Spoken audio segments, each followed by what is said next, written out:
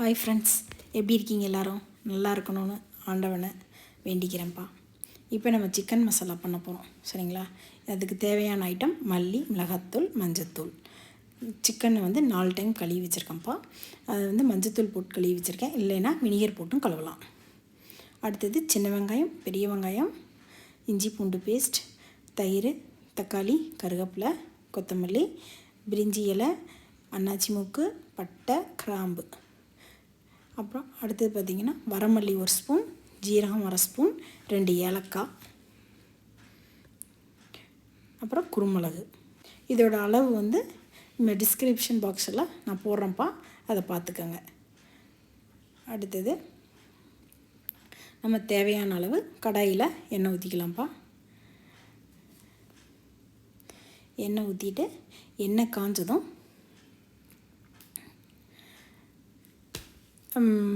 நம்ம வச்சுருக்கிற பிரிஞ்சி இலை இந்த ஐட்டத்தெல்லாம் போட்டுருவோம். போட்டுட்டு கையோட பெரிய வெங்காயம், கருவேப்பிலை போட்டு நல்லா வதக்கணும்ப்பா.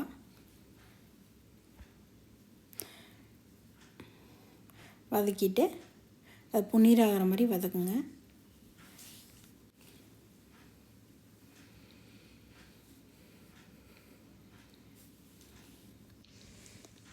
மீடியம் ஃப்ளேம்லேயே வச்சு வதக்குனிங்கன்னா நல்லாயிருக்கும். ரோஸ்ட்டாக வரும், வெங்காயம் தீஞ்சு போகாது.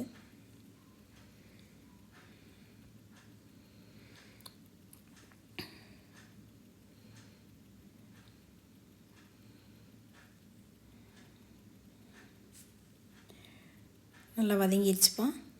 வதங்கினதுக்கப்புறம் மிளகாத்தூள் போடணும்.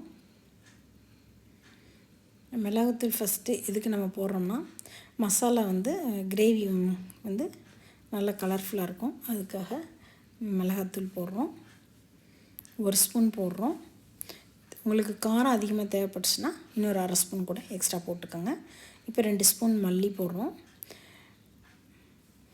ஏன்னா நம்ம வரமல்லியும் வச்சுருக்கோம் அதை அரைக்கிறதுக்காக. அதனால் 2 ஸ்பூன் பவுட்ரு போடுறோம். அடுத்தது 1/4 ஸ்பூன் மஞ்சத்தூள் போடுறோம்ப்பா. போட்டுட்டு நல்லா வதக்கிக்கோங்க.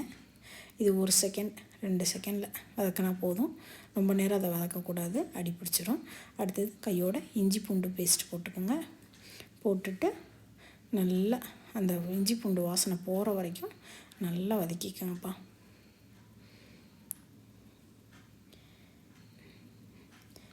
நல்லா வதக்கிட்டு நீங்கள் ஊற்றின எண்ணெய் மேலே வரணும். அதுதான் அந்த தண்ணி இல்லாமல் வதக்கிறதுக்கு சமம். நல்லா வதங்கிடுச்சு. வதங்கினோன்னா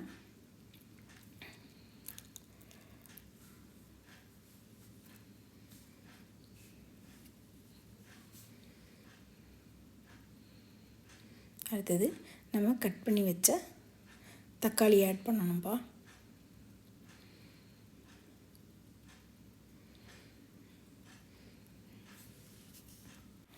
இப்போ நல்லா வதக்கிட்டோம். எண்ணெய் பிரிஞ்சு வந்துடுச்சு. அதுக்கப்புறம் நம்ம தக்காளி போட்டு வதக்குறோம்ப்பா. இந்த தக்காளி சீக்கிரம் வதங்குறதுக்காக நம்ம கொஞ்சம் கல்லுப்பு சேர்த்துக்கலாம். கல்லுப்பு சேர்த்துனோம்னா சீக்கிரம் தக்காளி வதங்கிடும்.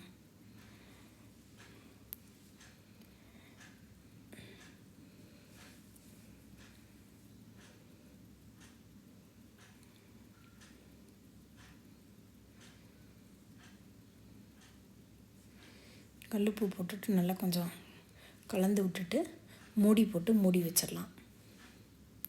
மூடி போட்டு ஒரு 5 நிமிஷம் விட்டிங்கன்னா நல்லா தக்காளி நல்லா வதங்கிரும்பா. வதங்கினதுக்கப்புறம் நீங்கள் தயிர் ஆட் பண்ணணும்.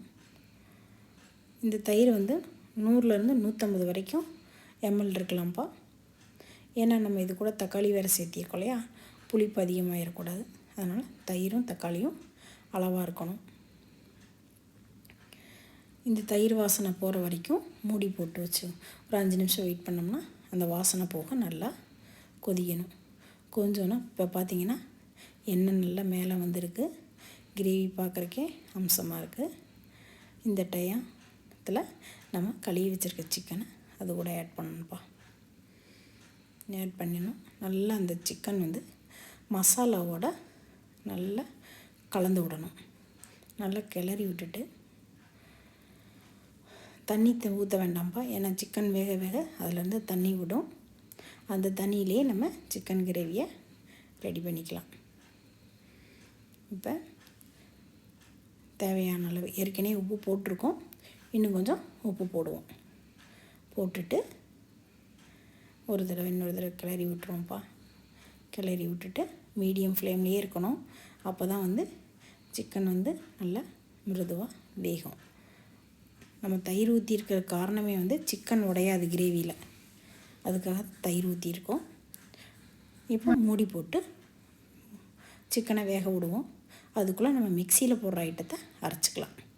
பார்த்திங்கன்னா சின்ன வெங்காயம், நம்ம வரமல்லி, ஜீரகம், ஏலக்காய், குருமிளகு 1 ஸ்பூன் இதையும் போட்டு மிக்சியில் நம்ம அரைச்சிட்டு வந்துடுவோம்.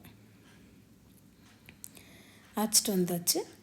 அதை நீங்கள் இப்போ மூடி எடுத்துகிட்டு நம்ம இந்த அரைச்ச விழுதை அதில் கலந்து விடுவோம். கலந்து விட்டோன்னா தண்ணி பார்த்திங்கன்னா தண்ணி ஊற்றாமையே சிக்கனில் எவ்வளோ தண்ணி இருக்குன்னு பாருங்கள். இதை கொஞ்சமாக தண்ணி கலக்கி இதை நம்ம கலக்கி விட்டுட்டு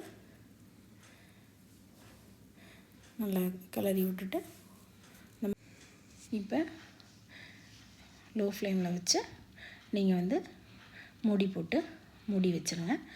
15 நிமிஷம் நீங்கள் வேக விட்டுருங்க மீடியம் ஃப்ளேம்லேயே. சிக்கன் ரெடி ஆயிடுச்சு, சிக்கன் கிரேவி ரெடி ஆயிடுச்சுப்பா. இப்போ நீங்கள் கொத்தமல்லி தூவி ஆஃப் பண்ணிடுங்க. இதை நீங்கள் செஞ்சு பாருங்கள் வீட்டில். நல்லா இருந்ததுன்னா எனக்கு சப்ஸ்கிரைப் பண்ணுங்கள்.